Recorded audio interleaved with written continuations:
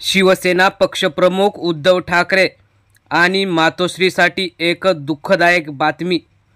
शिवसेना पक्षप्रमुख उद्धव ठाकरेंचा सर्वात जवळचा विश्वासू नेता आणि बाळासाहेब ठाकरे यांच्या काळापासून शिवसेनेची एकनिष्ठ राहिलेले हे नेते यांचं आज दुःखद निधन झालेलं आहे।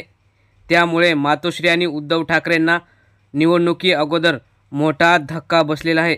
सविस्तर बातमी आपण बघूया। पुण्याच्या रुबी हॉलमध्ये काल 10:30च्या सुमारास धाराशिव जिल्ह्याचे शिवसेनेचे किंगमेकर 2 वेळा सलग आमदार राहिलेले भूम परांडा वाशीचे माजी आमदार आणि शिवसेना प्रमुखांचे निष्ठावान शिवसैनिक ज्ञानेश्वर तात्या पाटील यांचं रात्री निधन झालं।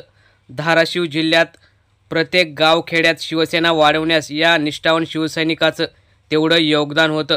ओमराजे निंबाळकर यांच्या खासदारकीसाठी स्वतः गावोगाव आजारी असताना सुद्धा फिरलेले ज्ञानेश्वर तात्या पाटील यांची प्राणज्योत रात्री मालवली आणि आज त्यांची अंत्ययात्रा दुपारी परांडा येथे निघाली। अंत्ययात्रेत उन्हातान्हातसुद्धा शिवसैनिक आणि तिन्ही तालुक्यातील जनता ज्ञानेश्वर तात्या पाटील यांचं दर्शन घेण्यासाठी आली होती। ज्ञानेश्वर तात्या पाटील हे उद्धव ठाकरे यांच्यासोबत निष्ठावान राहिले होते। तानाजी सावंत हे गद्दारी करून शिंदे गटात गेले, मात्र ज्ञानेश्वर तात्या पाटलांनी ठाकरेंची साथ कधीच सोडली नाही।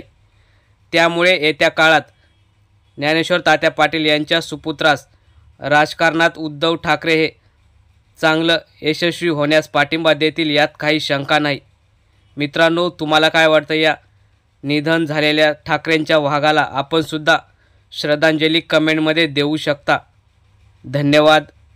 जय हिंद, जय महाराष्ट्र।